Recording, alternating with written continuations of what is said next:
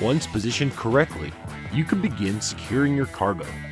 Be sure to use the proper cam buckle tie-down straps and the correct number of straps.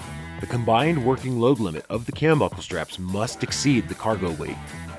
With the cam buckle face up, feed the end on the long strap section up through the bottom of the cam buckle and out the front.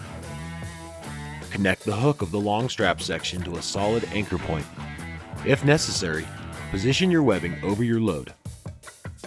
It is best to have at least 3 contact points.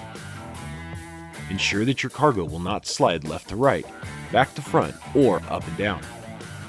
Even if an edge may not seem sharp, protect your webbing and cargo by placing a keeper corner protector or buffer in between.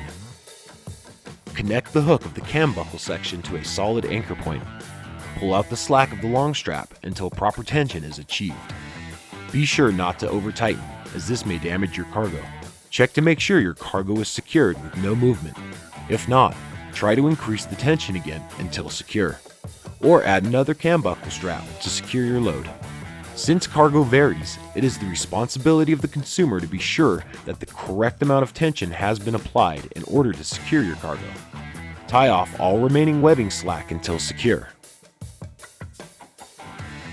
Loads settle.